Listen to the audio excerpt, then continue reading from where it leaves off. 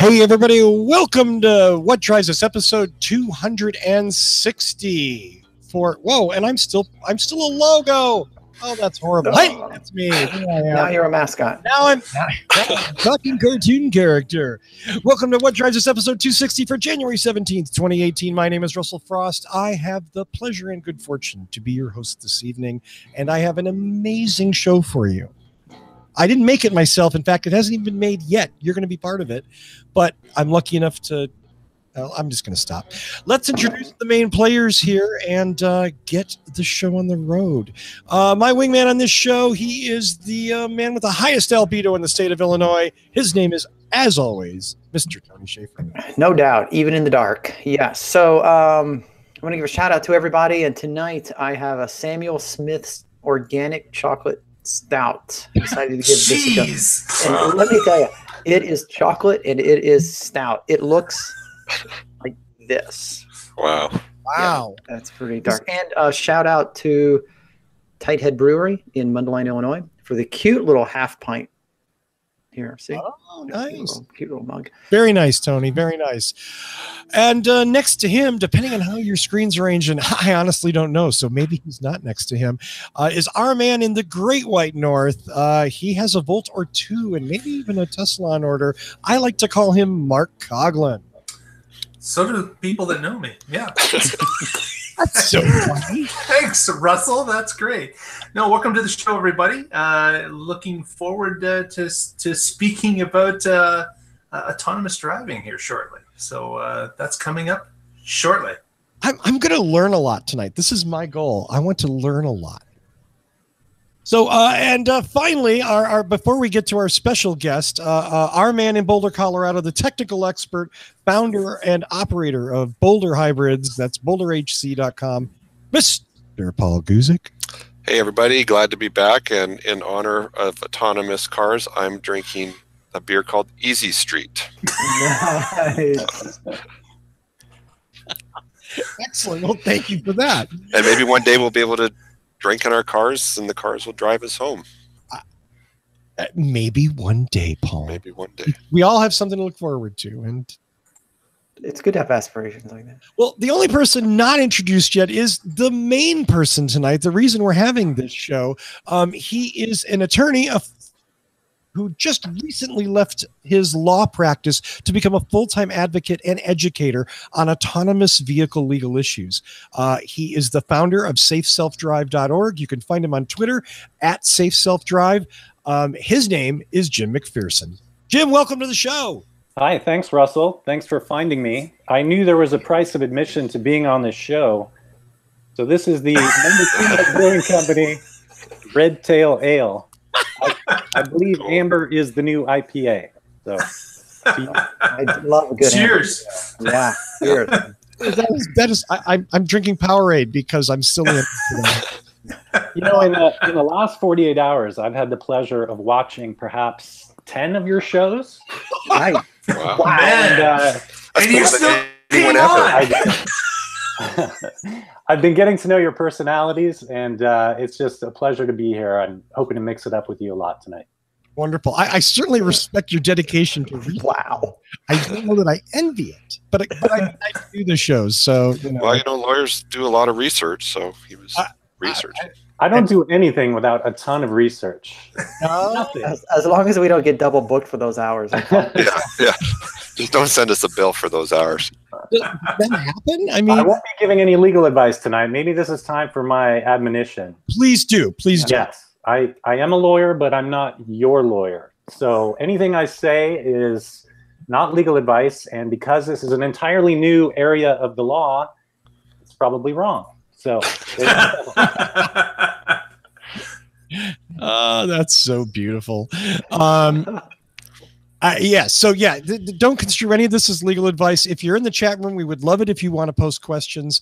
But obviously, if your aunt was in an accident, we're not here to help that.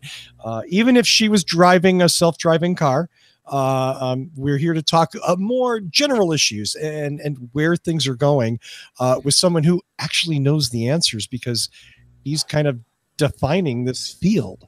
Well, you guys bring them up every week, every show. Like I was just following your Tesla show an hour and a half ago, and someone had wedged an orange in their steering wheel, drive it down the road, and fooled the autopilot into thinking his hand was on it. You know, all kinds of thorny legal issues there. So I'm glad to answer any questions you have, but there aren't a lot of answers to these, and I can just walk you through it, and we can argue both sides and figure out what it should be. I'm so glad you brought up the orange, because I was saving that for later in the show, and we will get to the orange. But the first thing I want to ask is actually, and I'll say this because it's a question I gave Jim a heads up on, but I think it's a good general start as to sort of lay out the landscape. So, Jim, what I want to know is, what do you think is the most difficult legal challenge to autonomous vehicles right now? The most difficult challenge, and I did have time to think about this, is the qualification and eligibility of autonomous vehicles just to drive on our roads. Right now, driving is a privilege. It's not a right. Under federal law, you have to have A, B, C, D, and E. You have to comply with all the federal motor vehicle safety standards.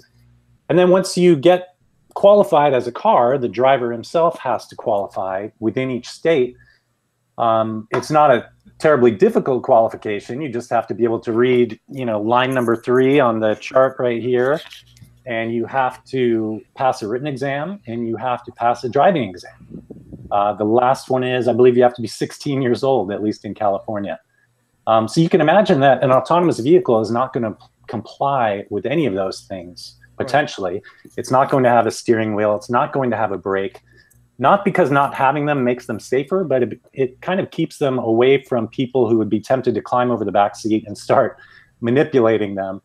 But as for passing like California's driver's exam, how is an autonomous vehicle going to do that? It's not going to be able to read a sign for you and tell you which letters it can see. And it's not going to be able to take direction about what a DMV administrator wants it to do on the road. I think maybe we should just wait till they're all 16 years old. They're ready. 2034, let's roll them out. We can all plan for it, and they'll be safe by then. In the meantime, we can take the benefit of all the safety advances and start using them like Toyota's Guardian system. Have them stand behind us, you know, perfect it that way. I don't know. That's just being silly.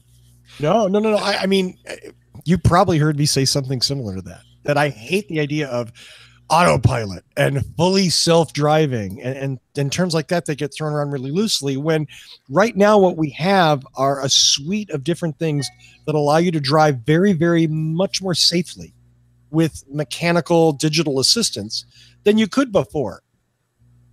It's when we start to pretend, like with the orange, that it's, you know, it's HAL 9000, take me to Jupiter. That's when we start to get into trouble. Right. And it's almost a fundamental rule of automation that you automate the easiest things first, right? For example, this pizza delivery in Detroit, right? The Domino's pizza car. The easiest part is automating the drive from the Domino's pizza store to the customer. But they haven't figured out how to automate taking the pizza out of the car, bringing it up to your apartment, ringing the doorbell, making the change, getting back into the car. So you and I are asked to make up for that. Like I, as an attorney, right, I have lots of responsibilities. Sometimes I drive to court. Sometimes I drive to an appearance somewhere, an inspection. And during the time I'm driving, I'm billing the same as if I'm writing a motion at my desk. You could actually automate that part of my job now, right? An autonomous car can be a lawyer for the purposes of driving me to court and save the client the cost of my hourly bill. So, you know, as we do automation and piecemeal for cars, they're starting to do automated emergency braking or automated steering or lane holding. Each of these is just part of the whole. And I think when you see people wedge an orange into their steering wheel, they're saying that they want everything to do it for them. They want it all to be automated. We're accepting what they give us for now, and we're going to tinker with it on our own to make it the best we can.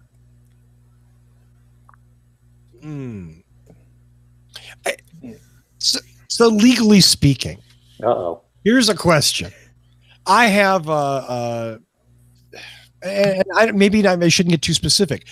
It's me. I have a self-driving car. When I'm driving my car, I'm obviously in control. Wait, you do have a self-driving car? Well, let's just say for the hypothetically. But when I'm in a motor vehicle right now, I'm responsible. I'm the person that if I do something stupid or something happens, even an accident that I have no responsibility in, I'm still the party that's held responsible. Now, change that, and I'm in a car that's driving itself, and I'm watching Harry Potter movies or reading a book or taking a nap. Or doing a doobie in the back. Responsible for what the... Stop that, Tony.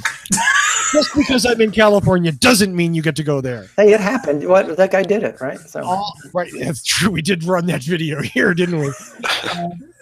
But is there an argument to be made that if I'm driving brand X's self-driving car and something happens, is brand X company responsible for it, and I'm not? What seems to be the case now that NHTSA has adopted the SAE levels 1 through 5. Okay. It seems to be the case that when a car is level 4 or 5, the responsibility is entirely on the manufacturer, the operator, whoever's running the AI. Anything level 3 and below, you are completely responsible for. You have to monitor it. And as you get closer and closer to perfecting level 3, you're just lulling people into a greater sense of relaxation. Mm-hmm. Potentially, keeping you distracted when you should be paying attention. I see the levels short of 4 as not helping you drive, but actually helping you be distracted. If it does the steering for you, if it does the braking, you're going to be tempted to look at your telephone, to fiddle with something, to climb in the back seat, what have you. So it's not really helping you drive. That's my argument. Right. Yeah, and I keep flashing back to the news when I think they put their Tesla into the wall of their garage or something, and their argument was, well, the anti-collision should have kept that from happening, therefore it's Tesla's fault. I mean, so here's somebody arguing, clearly they put their car in drive and drove it into the wall, but they're trying to make the point that it wasn't their fault because the car should have known better. Yeah. Well, it's not human nature to always blame someone else if you can. Well, yeah. Alex Roy was talking about this. I know you've had him on your show. He was talking about an uncrashable car, a car that you intentionally steer toward a wall, and it says, you know what, I'm not going to let you do that. That's going to be a bad wreck, and I'm going to override you. And this is steering by wire, so you can hold the wheel all you want. I'm going to steer you away from this. Maybe that's where we're headed. Yeah, I don't necessarily see a problem, with that. That would keep you from driving into the wall of your garage. It would also take into consideration the fact that maybe someone has a heart attack or a stroke while they're driving, slump over the steering wheel, they head towards a median, and the car says, nope, I'm not going to let you hit that. It brings the car to a stop. Yeah, it kind of fits the model of anti-lock brakes, which will pump the brakes for you to keep you from skidding, or traction control, which keeps you from spinning out the rear wheels. It's super important on motorcycles. I don't know if all cars have them now. Most everything does, and most motorcycles do now too, which is really nice because locking up the brakes on a bike is very easy. Yeah, I've probably go ahead. And what has worse circumstances that a car would. The bike can go down quite easy on 2 wheels as opposed to 4. Yeah, and the driver can go over the handlebars. Yeah. Do you guys ride? I do. Excellent. What are your modes? What do you ride, Russell? Right now, nothing. But most of my last bike was a Honda. It was a vintage Honda FT500 because I love 80s Hondas. And Mark? I had a till recently an XL 600R Enduro. Yeah, super fun. Yep, great for going off road if you wanted, or drive on the street when you need it. Yeah. I'd have a new bike, but I swore that my next motor vehicle would not have a gas tank. So I've kind of painted myself into a corner where now I have to wait until I can either, I don't know. I still have range anxiety, so I'm not sure how you guys deal with it. Worry that you're going to run out, not be near an outlet, not be able to rescue yourself. Oh, that's a whole other easy. Podcast. That's easy. Easy in my case. I have a Volt, so if I run out, it doesn't matter. I've got a backup generator. How many gallons of gas does that car of yours hold, Mark? It holds a total of 9 gallons.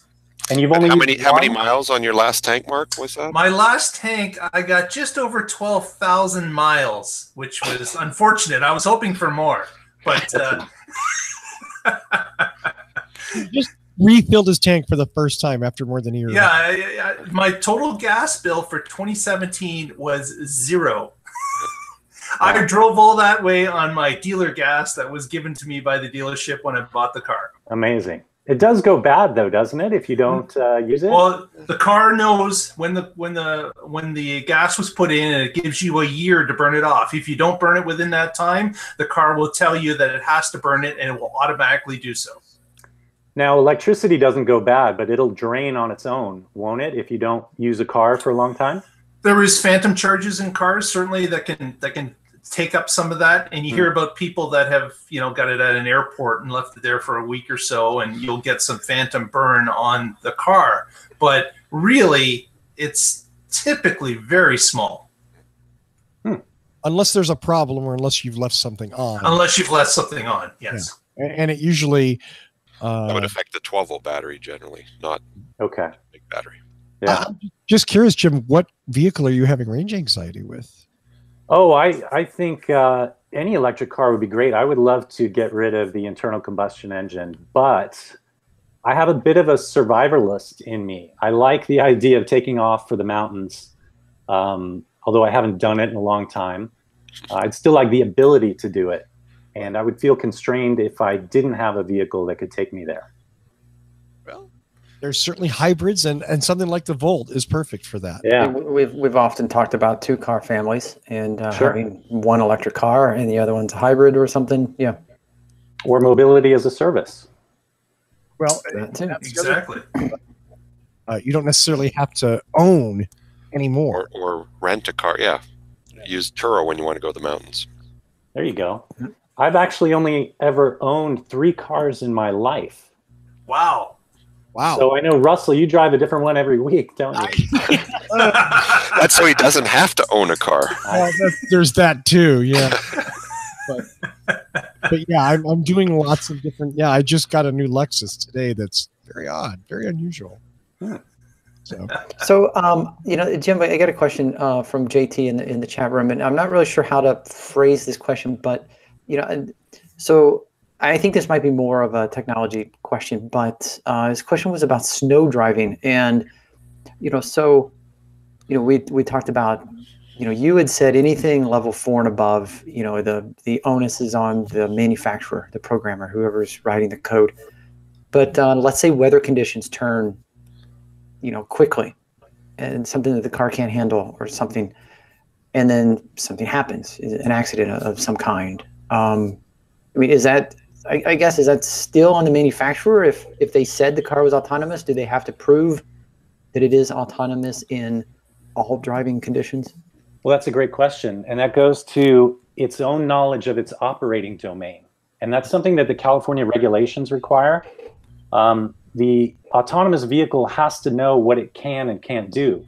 And if it's either approaching the barrier, a geofence, or a condition that it's not programmed for, it has to alert you and say, can you take over? Or it just has to not go there. And so you're going to have all kinds of questions in the snow or otherwise where the handoff is prompted. Either it's given to you or you feel like you need to take over because it's obviously floundering. Was it reasonable for it to give you 2 seconds warning? Should it have given you 4?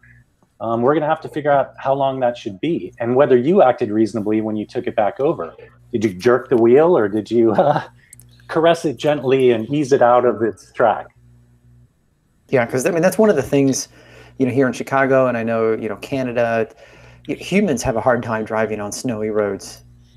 you know, and you get even an inch of snow on the ground, you can't see the stripes. And usually it's just humans running on memory of, I'm pretty sure the lane is right about here. Yeah. Or following the taillights ahead of them. Yeah, something like that. And then, you know, and that creates an extremely hazardous situation for a car to have to figure out that. So yeah, in that situation, if the car started warning you, saying, hey, I'm having trouble here, you need to take over, get out of the back seat, come here and take over. Get out of the back seat. Yes. Put down your beer and start driving. Something you don't hear very often. Put down your beer. Are they going to have like a warning light? The guy with the beer bottle with a slash through it's going to show up on the dash? Yeah, that's a good point. If you got into the car and you set it for level 4, drive me somewhere, because you're inebriated or you wanted to drink in the car or do something like that, and then it asks you to take over, you're not capable of doing it, then what? Right. It's a hot mess. I mean, there's a good possibility that you folks in the north aren't going to get to enjoy autonomous vehicles as early as we do. And you can imagine, what if everyone buys a level 4 car or starts to rely on level 4 autonomous vehicles for mobility, and then there's a snow day and every one of these cars is shut down? What are you going to use as a backup? How are you going to get to work? How are you going to get to the hospital? You've just taken away the safety net, and all of a sudden the domain has sprung itself on the car, rendered them all inoperable. There's a lot of different problems out there as relates to this, especially emerging as we start to get into it. I can see this being not only illegal, but a financial mess across many things. It's remarkable, just in our short conversation here, there's many ways that this can all fall apart really quickly.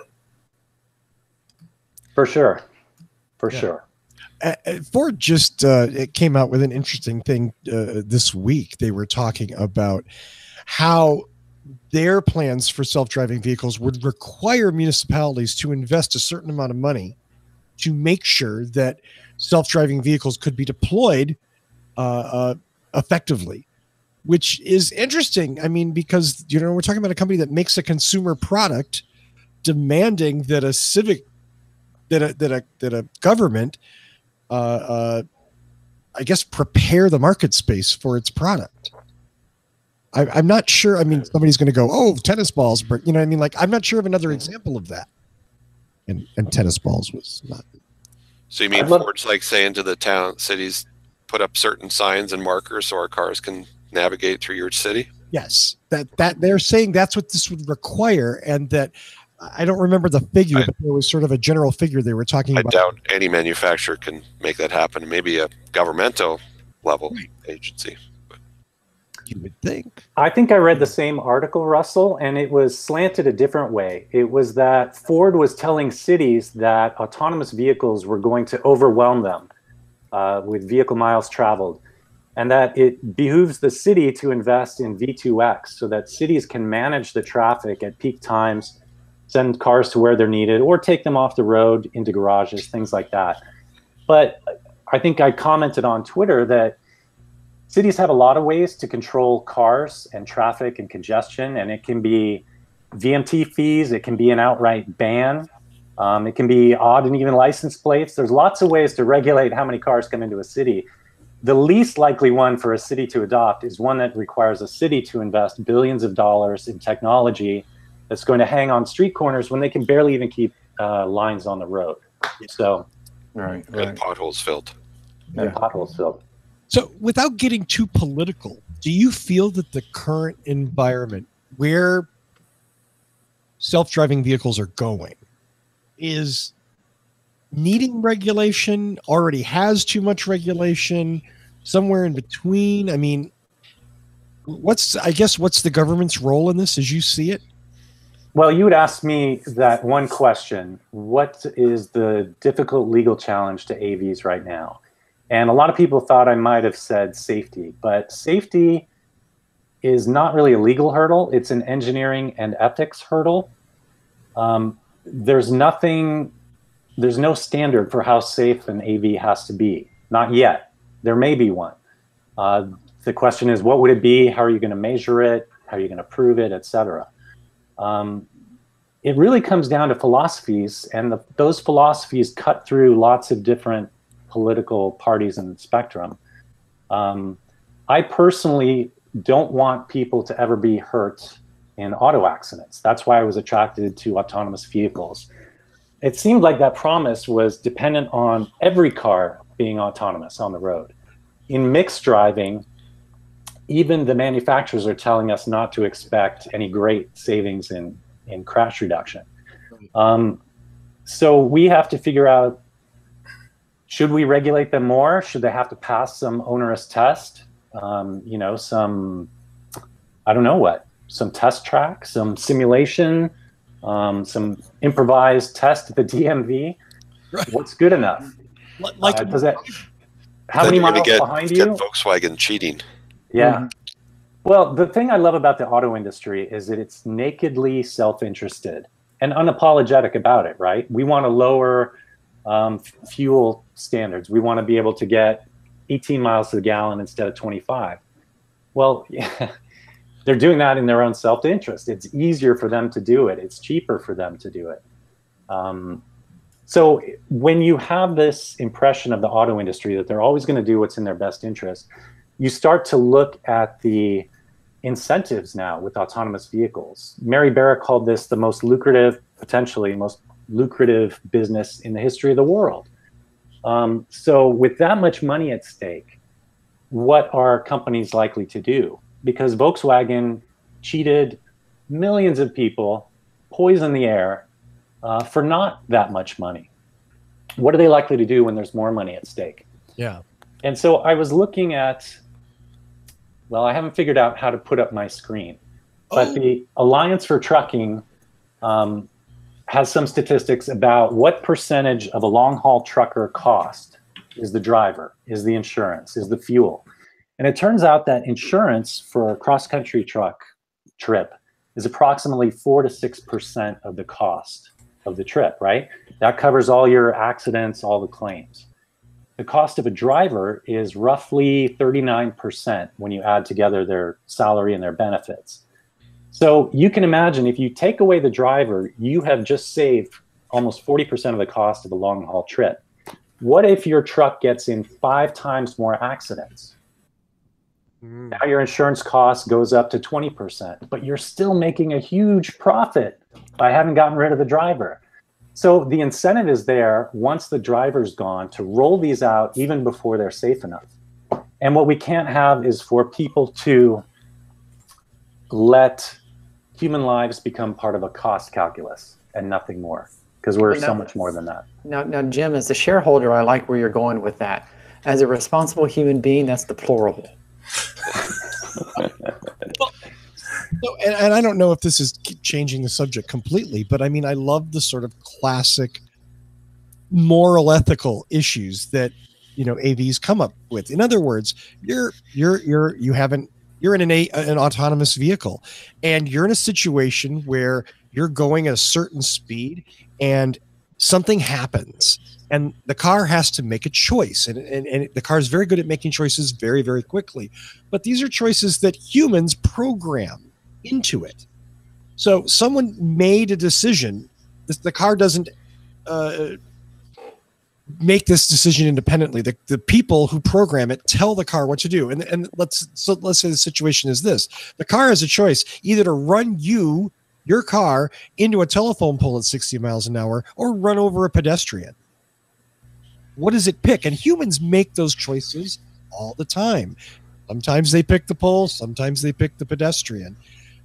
You know, we don't necessarily, I don't know if we hold the humans responsible for that or not. I mean, if it's an accident, I guess it depends on the other things. But when it's a car making that decision and someone actually has to type a line of code that says, waste the pedestrian.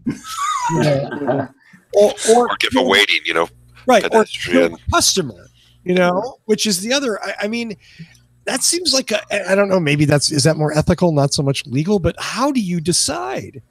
It seems like an intractable problem. It's up to all of us to express what we want it to be. You're right, Russell. We don't hold that driver responsible. If they hit the car or the telephone pole or the person on the sidewalk, we were put in a no-win situation. And all we have to do is our reasonable best not to make it worse. But autonomous vehicle programmers have lots of time to slow that accident down infinitely and decide, well, what do I do in this microsecond? What am I going to do in that microsecond? So, without telling them what they should do, I would at least like for them to share with us transparently what they would do. If I'm going to climb into an autonomous vehicle and someone's going to come head on at me, I want to know what that car is going to do. Is it going to come to a complete stop and let us get hit? Is it going to swerve into oncoming traffic? Is it going to go off the road into a ditch?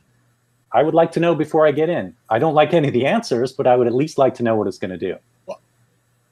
Wow. I mean, that's huge. How many automobile consumers are in the position to evaluate situations like that and go, yeah, I mean, none. You're going to get in with an expectation that a car is going to do what it should do, which is not crash. And that expectation is probably going to be violated anytime you're in a minor fender bender or a big accident. Yeah, I'll tell you, anytime I ride share with someone, I have a 35-page application where I run through a series of scenarios. Exactly. And if the answers aren't right, you just leave them go. Yeah, I'm out of there, man. No, the baby or the bike, which are you got to hit? I need to know. Well, and then just normal driving randomness. I mean, you're on a country road and a deer jumps out. What's the car going to do? Is it going to waste the deer? Is it going to slam on the brakes? Is it going to swerve? The issue I'm more focused on now is a narrow interpretation of the trolley problem, which is not whether the car chooses the baby or the bike, but whether the car chooses liability or safety. Is it going to risk its own liability to save you? Or is it going to stay in its own lane to make sure that it can never be blamed for doing anything wrong, but expose you to a greater danger? Right. So, I mean, I have horrifying, like, science fiction-esque thoughts of, like, being able to buy the killer chip. The car always waits and always protects you. The Death Race 2000 chip. The Death Race 2000 chip. Thank you. Exactly. People actually make a choice. Like, I don't care about anyone else. I want to be safe. Yeah. It's horrifying. And again, human drivers make those calls every day. Let me ask you this. This is a bit of a segue, but did you guys follow the CES conference at all? Oddly enough, no. I've attended a little. I love CES, but this year I just fell asleep for it. This year there was a company called Phantom Auto. And what Phantom Auto does is they work with autonomous vehicle manufacturers to help get their cars out of a jam remotely. So they had a demonstration where someone was driving in Santa Clara or sitting behind a wheel with a screen, and the car was moving in Las Vegas. Yes. How do you feel about getting into a car driven by someone a state away? This is right. Somebody's got a remote control thing, and they're looking at screens of what's going on in your vehicle. Right. Whether that can be as good as you, I don't know. But certainly that person sitting in the comfort of their chair, a state away, doesn't have the same, mutual assured destruction fear that you have when you're behind the wheel. So that's like Uber 2.0. Yeah. We can kill you remotely. I'm not really sure what I saw that article now that you mentioned that, and I'm not sure what the point of that is. I mean, how is it because you're too tired and you want someone else to drive you home at that point? Okay. Or you're drunk or something, so you hit right, and then the remote control guy takes control of your car. No, I think in the case of Phantom Auto, it's strictly helping developers get their car out of an operational domain jam. If you get caught behind a taco truck, for example, and there's no steering wheel, the passengers are sitting there going, what do we do now? Right. You push a button like an OnStar, perhaps, and it goes straight to Phantom Auto, and Phantom Auto says, we'll steer you out of this. The car encounters some kind of traffic cone it's never seen before and just stops. Right. I know. Every time I drive, I see something I've never seen before. It's like a baseball game, Yeah. Absolutely. Okay, so on that, this kind of brings into what Eric had just put in the chat room. David, I'm going to get to your question, I promise. So Eric had mentioned, and since you brought up Phantom Auto, clearly there is some remote connection some way, and as has been proven time and time again, anytime there's a remote connection into a computer, there is somebody working to hack that connection. So a manufacturer says that they're autonomous, or Phantom Auto is, an option to take over controls. What if the car gets hacked? I mean, legally, has this been brought up yet? Who's responsible? This is one thing that Congress is actually very concerned about. They had more language about cybersecurity in their two bills than almost any other section. And I'm not sure they have the knowledge or the ability to police anything like that. But as a risk, as a potential cost, the companies are hiring people like Charlie Miller, the guy who drove the Jeep into a ditch on 60 Minutes and scared all our parents half to death. They really want to solve this problem. They know that hacking is everywhere. They need us to trust the car in order to get into it. And I think they're going to do everything they can to make sure they are as secure as possible. Right now, we have lots of connected cars, but I don't know of any instances of hacking on a malicious basis. We are behind the wheel. We could shut it off or do something else to reboot and get rid of the connection. But a lot of people don't think it's a big risk at all. Yeah. I know that the cases that I've heard of somebody hacking a car, being able to control it, either A, they needed physical contact with the car, they could plug into the OBD port and send commands to it, or they had to stand next to someone who was using the remote app to catch the signals, and and so they had to, but basically it wasn't just somebody randomly doing it. They actually had to gain some level of contact with something in order to make this happen. Right. And but you look at the world of hacking now, and everything gets hacked. Government agencies, countries, Sony Pictures, it doesn't matter. Everything does get hacked in some way, shape, or form. And this is going to be a target. I guarantee it. It will be a target. Ransomware on your car, it will say, please wire us $300 or your car ain't moving. Right. Like it's something that is going to be prevalent. And if you look at systems out there, nothing have stopped it. Like nothing has stopped everything. There's always the ability that someone can get in. So that's really going to be a tough hurdle to get over. Yeah, you can imagine we make cars 100% safe except for this issue of hacking. How often would it happen? How often would the thing just crash, just like our phones and computers do?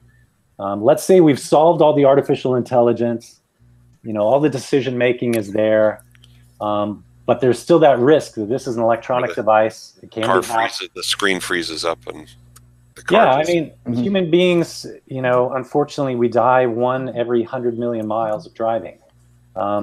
So how safe is a computer? How often will it crash? What are the consequences? Well, so Eric Stevens in the chat room just pointed out BlackBerry's Jarvis here, and here's an Engadget article. BlackBerry's Jarvis finds security flaws in connected cars.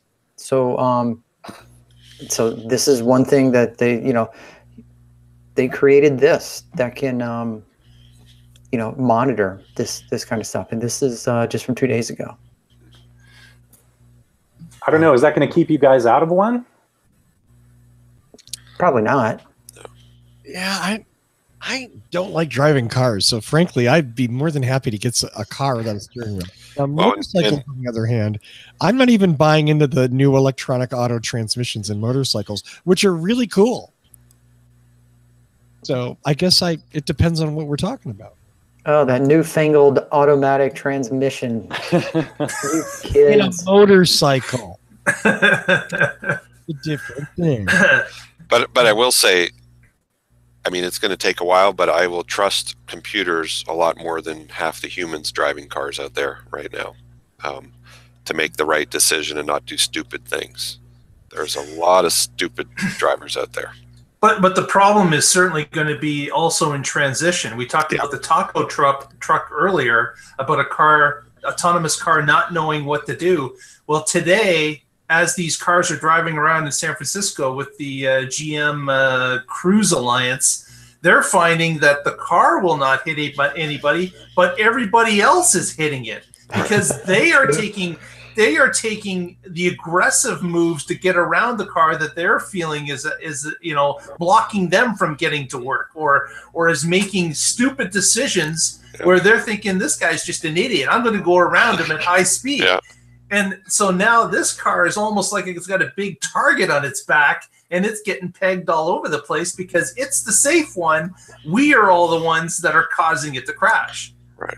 The sheep and the wolves. Yeah. Welcome to San Francisco traffic, by the way. So this does bring me back to David's question in the chat, and I think this is a good place to bring it in because of all the levels of autonomy. And he asked, so let's say Tesla has level 4 working, but could they keep the driver override requirements and roll it out as an enhanced level 3 to meet the regulations? So, so basically they have level 4 functioning, but they call it level 3 in order to not call it level 4 or have to meet the advanced regulations. And take those liabilities. See, that's so funny. That's such a great question. I have the same idea, which is why would any manufacturer want to slap a level 4 label on their car? Why wouldn't you just say this is level 2 and you're in charge of monitoring it? If anything goes wrong, it's on you. Right. Well, I'll tell you why. Because legal will tell them to do that. No, but it's also but it's so much sexier when Elon says, I'm going to stand here in Fremont and summon my car from New York. And everybody goes, Elon can do that? I want that. And not without thinking about it, you know? Well, that's the big danger the next few years is in levels short of 4, there needs to be a communication between the manufacturer and the driver, the human, about what it's capable of. Will it fail around bicycles? Will it fail in puddles? You need to know as the person behind the wheel so that you can take control when that situation arises. It either needs to be communicated to you, you need to memorize the manual. I don't know what. None of these are good answers. It's going to be a dangerous time. It's never going to be more dangerous than it is right now. And thankfully, there haven't been more accidents. Yeah. Well, we've so far been discussing autonomous vehicles, fully functioning vehicles. So the question comes up, how do humans react when they blow a tire? Much less, how's the car going to react when it blows a tire and is getting feedback from one of its 4 tires that it never expected or had no idea what to do with? Yeah, but the computer. Well, hopefully they'll program that into the. Yeah, that's the thing. You won't be like, God, did we blow a tire? The computer's going to know there's no air pressure in this tire and immediately be able to take action. And in theory, correct itself faster than a human could even figure out, oh my God, what happened? The car's not acting normally. What? Is it a tire? Is it this? Is it that? Yeah, you can't put a sensor on every single part. Swing arm comes disconnected. Is it going to still limp along? Would it even know that it's in trouble? That's an interesting. And speaking of sensors, this is what happens. We put sensors on things.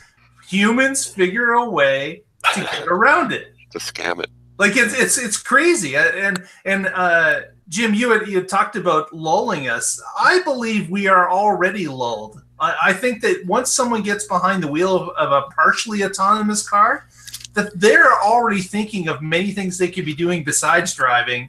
And it's something that we as humans are quite adapted, handing over immediately and not even thinking about the consequence. If the car does the right thing 4 out of 4 times, we are quite happy to hand off the responsibility and walk away from it and say, oh, the car will do it right every time. And you know what? I drove down I-5 with the orange. It worked great. Next week, I'm trying a banana. And if banana works half as good as the orange, then I'm going to try it on the 101. So it's nutty, but that's human nature. We live in a lawless time. It's the wild, wild west. Yeah. We're going to look back and say, look at what we did. Look at what we did. How did we allow this to happen? But thankfully, everything's been turning out okay so far. Most of these tests are less than 25 miles per hour. And they do have a certain level of safety built in and redundancies with radar, LiDAR, cameras. Everyone who has applied for a permit to test, we assume is benevolent and doing this out of the best intentions. We haven't found any bad actors who are out there to make a super dangerous car that kills us all yet. So it's a matter of trust. We are trusting programmers, just like we trust the other drivers on the road. But like you said, Jim, it's going to be a huge financial impact, and people are going to cut corners and tweak software, and all for financial gain, and just like big oil does tricks, to mess with society. Yeah, I'm leaving it up to lawyers like me in the courtroom, to try a case 4 years after the accident. That's no way to make safety better. And it barely compensates the person who's injured, and every one of them would rather not have been injured in the first place. So the way to do that is to head it off with safety regulations that are a high barrier to meet. Right. I think as to Paul's point, as scary as it might sound that there might be corporations cutting corners to save a buck, I think it's even scarier to think that, just like Volkswagen, there will be manufacturers who are going to great lengths to save a buck. Yeah. That will cheat. Mm-hmm. Speaking of that, and I'm going to ask you a question, Jim, that I'm going to totally give you a pass on this. You can just go, I don't want to answer it. But, wow. But a legal issue that is sort of tangentially involved here. Tesla sold a lot of cars, a lot of Model S's, and they charged some customers extra amounts of money for a fully self-driving, for an autopilot 2.0 package of hardware, saying that they would enable this hardware and, again, whoa, you'll be able to summon your car from across the country, and so far, and we're talking in some cases a few years, customers that have paid that money haven't seen those results. Do you want to say anything about when that becomes bad marketing and fraud, or is it just because this is a new technology, we judge it by a different standard? I'm not really sure. I think he said he qualified it. Didn't Elon Musk say, subject to regulations and laws and other things? Yeah. It all depends on what that language is, really. But I don't doubt that there are a lot of people who are expecting to have self-driving qualities right now that they don't have. And that's certainly a disappointment. I mean, you can ask for your money back. You could sue. You probably wouldn't win. Your theory would probably be breach of contract. Hope you got it in writing, so you're still within the statute of limitations. I don't know that you'd win. It's pretty experimental. It didn't exist at all yet, and he did qualify it. So I should have just said no. I'm not going to answer that, Russell. You're fine. I mean, I think it's a fascinating issue, and I see both sides of it. Because I think Elon's a great guy, and he loves to grab people by the imagination and say some pretty outrageous stuff. And, if that qualification follows later on in some small print or something, is that this, you know what I mean? Like, and then we get into sort of like when you buy software and you have a EULA, an end user agreement, who reads the 45-page end user agreement? Everybody clicks agree. And all of a sudden they're like, wait a second, I didn't agree that my bank account could be emptied if I didn't do this. Yeah. But you agreed to it. It's like Willy Wonka. You remember that old one? Yes. At the end, ipso facto, the fine print at the bottom. Yeah. Uh-huh. Yeah. You violated it, and that's, there are principles that I'm vaguely, I'm going to really go on an edge here. There are principles in law that I'm somewhat aware of that where consumers aren't always held to the letter of the contract. For instance, in insurance, they're held to the understanding or the marketing that the insurance company makes a promise. And then if they take it away in this fine print, that is usually not the consumer's fault. Does that make sense? That is a general principle. Yeah. Okay. And I guess, again, I just wonder where that comes in here. You know, if Elon stands up at a debut and says, fully self-driving in 6 months, give me $8,000 and you can have it. And then 2 years later, the fine print's like, well, subject to regulations. Insurers definitely have a higher duty to you.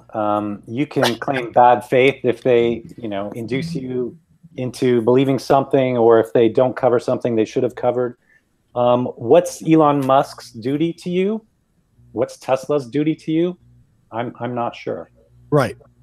Okay, fair enough. I don't want to, without having examples of what he said, I'm just speculating. I think he said that autopilot is already safer than human driving. Has he not said that? I would, you know what? I don't know that quote, but I bet you're right. It sounds like something he'd say. It sounds, yeah. Well, in many cases, it's correct. Yeah. You're wrong. Statistically, right? It's the people that are on the wrong side of that statistic that, ouch. They're paying the price. Jim, what do you see as the most pressing issue in this, according to the law? Where's the rubber going to meet the road first as these autonomous vehicles start to roll out?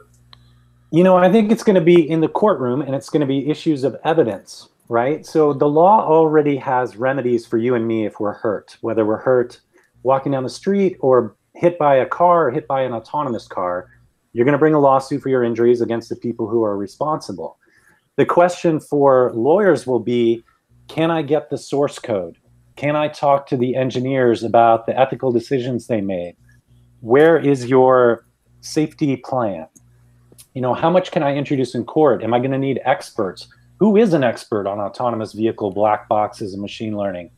I mean, what a hot mess. You could have a minor fender bender just for $25,000 in municipal court, but you're not going to be able to afford all the experts and all the evidence it's going to take to marshal a case and get paid back. So something has to give in the insurance realm. There's going to have to be a way for insurance companies to either pay that right away or resolve it with just sort of a reasonableness test where jurors will look at the video or maybe even be put in a simulation and say, well, what would you do in this situation? So right. We'll see what happens.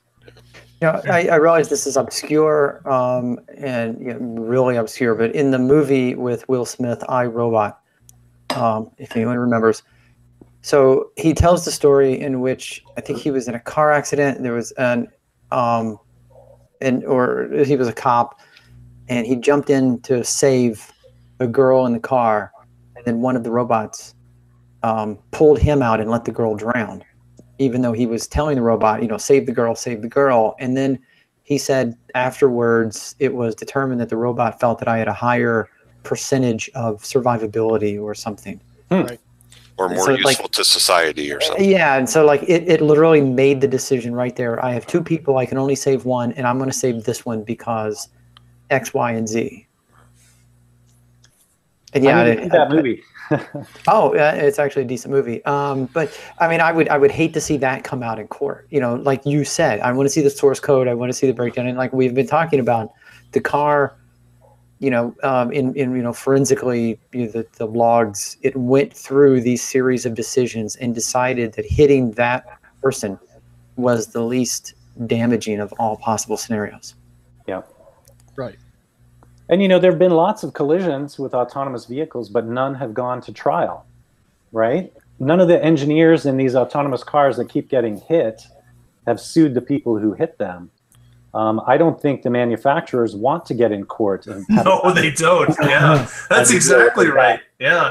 So if you hit an autonomous car, there's a good chance you're not going to have to pay a lot of money. Unless someone is hurt. That's a new game. Let's go drive. No, I think we're condoning it. There was just news today that Cruise Automation had filed a California incident report for one of their cars, and it was at the corner of 16th and Valencia in San Francisco. If you're not familiar, that is one of the densest, most populous areas. People crossing all directions, restaurants, narrow sidewalks. And some guy, apparently, according to Cruise's filing, just ran across the street and threw himself on the bumper of the car with his entire body. So It's craziness out there. People are going to be tempted to push these cars to their extremes. So instead of death by cop or suicide by cop, it will be suicide by AVs. AVs. Well, I imagine those videos in Russia where people are throwing themselves on the hoods of taxis. I was just going to say that. Those are so funny to watch. Aren't they? Yeah. Well, that's crazy. So I don't know what lesson we learned from that, other than we should probably all have cameras on our cars so that when, something goes wrong. Because we're going to need it in court at some point. We will. Yeah. Real quickly, the issue you bring up, though, of discovery is really frightening. I mean, if a car manufacturer is the defendant and the discovery, it has to, we need to see your source code. I mean, wow. They're going to say that's proprietary. It's the same as if Google had lost your information. You sue Google. You want to get Google's source code. There's no judge that's going to let you have that. No. So the question will be, what can you get from an autonomous car? Who can you talk to? I've already started preparing questions. What would I ask? Who would I ask it to? What documents would I seek? What kind of evidence would I need to put on a case? And if I were defending an autonomous vehicle developer, what kind of data, protection would I want? What would I produce? What would I protect? Have I made sure that all my engineers haven't written to each other and said, oh, well, what if we come across a skateboarder? Not our problem. If that's in the record. At this stage in the development, couldn't the industry and or government have regulation that you need some kind of a black box, a flight data recorder that records everything that goes on, and it can't be tampered with, and if there's an incident, that has to be shown to the courts. Yeah, that's what they have now. It's the ODB port. It's been called the black box. I've had to tap into it after an auto accident to pull data. And to set how much data is recorded, and because I don't think there's a law right now that says exactly what has to be captured. Yeah. If there is, I think it has to be anonymized. Maybe that's in the proposed rules. I'm not sure. Interesting. Yeah. Interesting. Yeah. Tony, anything else from the chat room? And just along that, David was like, do they have the right to subpoena anybody? And then who do they go after? Because these companies have thousands of people. And, right. Let's say Anthony Lewandowski designed Waymo's LiDAR, and he goes on and starts working for Uber. If you're in an accident with a Waymo car, can you subpoena Anthony Lewandowski to come and talk about how he designed it or what it was supposed to do, what it did or didn't do? Complete mess. Yeah. Right. Yeah. And he's in the United States. We know a lot of companies are, offshoring development work. Well, yeah. Or their headquarters are overseas. Mm-hmm. All the Asian companies, they may design the physical outside, but they're probably writing software in Japan or Korea. Well, now you're talking about jurisdiction and the long arm statutes and, all these companies that are getting testing permits in California. Some are from Japan, but they have to establish a presence in California. They have to designate someone to be registered at the Secretary of State's office. So there should be ways to get to people responsible. I see. Okay. Yeah. Interesting. I think that's going to wrap it up, guys. Unless anybody else wants to do one more thing on me. That was a fast hour, Russell. I know. Yeah. It's already been literally an hour. I'd be happy to continue for another 2 hours. But I agree with Jim. For the next few years, it's going to be the Wild West until this gets sorted out. Yeah, for sure. So for those of you who didn't get enough, you can see Jim McPherson next week on the Tesla Life. He will be there discussing the same topics, probably with a Tesla slant. Maybe, we'll see. If you didn't get enough or that. And you can always, of course, contact him at Safe Self Drive on Twitter or safeselfdrive.org. Don't send him your legal problems. Don't do that. He's not going to tell you about your elderly aunt's auto accident, but he seems like a nice guy, and he might, might take some moments. Mm-hmm. I'm very approachable. I'm always on Twitter. You can reach me there best. That's Safe Self Drive. Absolutely. So Adam at Twitter. Shout outs, gentlemen. Should I start with Paul? Let's start with Paul. Just the usual, plug my business, Boulder Hybrids, boulderhc.com. If you're in the Denver, Boulder, Front Range area or anywhere within reasonable driving distance or autonomous driving distance, bring your car here and we'll fix it up for you. I love the Front Range. That's what they call it. Yeah, no, that's better than Tri-City. Mr. Schaefer. Yeah, I want to give a shout out to everyone in the chat room. Starting to get a lot of thank you, Jims, from the chat room. So, of course. And Jim, I have one question, one more thing. So my neighbor has a tree, right, that hangs over my fence. Can you pick the fruit? Where's the fruit one? Because the orange I have in my autonomous car is worn out. I need to because that orange was really good. And thanks so much for being on the show, Jim. My pleasure. Thanks, Tony. Thanks, everybody. Mr. Coughlin. Just a note to people in the KW area. And Russell, where's KW? That's the Kitchener-Waterloo region. Bingo. What state is that in? What state is that in? State of confusion, dude. It's Ontario. Come on. Ontario. There you go. If you're in the area, Ontario. If you're in the area, we're going to have another EV meeting coming up January 23rd at Communitech. Please feel free to sign up on the Facebook or the Twitter page, and we'd love to see you out, whether you own an EV or are just interested. Absolutely. And finally, but not definitely not least, Jim, any shout out, anything you want to promote? This is my first time ever on television or video, what have you. So I guess I better say, thanks, guys. Well, from here you can go on and be a CNBC expert. There you go. Because they all watch our show. Right. I love that. So, yes, once again, Jim McPherson, safeselfdrive.org, at safeselfdrive. Do you have a Facebook page, Jim? Nope. Okay. Don't believe in Facebook. And absolutely. So Twitter or his website, you can reach him there. Jim, thanks so much for being on the show. Thank you, guys. I'm going to keep watching every week now. Well, boy. You are welcome. Anytime you want to come on, literally anytime you want to come on, you are welcome. Thank you very much, Russell. Love to have you back. If you see something that's interesting, let me know. We would love to have you back on the show. I will do that. Yeah. I mean, as you said, this is like where this whole show's going is autonomy and it's the biggest issue we have facing us. It used to be, when will gas engines go away? Now everybody's like, who cares? Now give us 3 to 5 years and this show will be automated. We do that? That would be awesome. Robot Russell and a robot Tony. That would probably not be good. As always, thanks to everyone in the chat room. You can find us at facebook.com/whatdrivesus. Curiously enough, we're on Twitter at What Drives Us. And most importantly, probably Facebook or youtube.com/whatdrivesus. You can see our weekly shows there. Please subscribe. You'll get notified whenever we're putting up something new. And of course, car reviews this week, driving the Lexus NX 300H. It is the weirdest little crossover I've ever been in, but I've only been in it for about 10 minutes. So, does it have ADAS?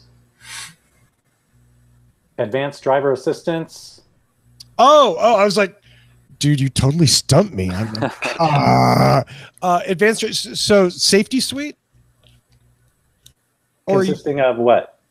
Yeah, I mean, to be honest with you, I don't know yet. The controls are laid out in a different manner than any Lexus I've ever driven. It seems like some older features and some newer features, but it appears to have all the current Toyota safety stuff in it. Good. Yeah, I'm looking forward to it. And that is just a gussied up RAV4.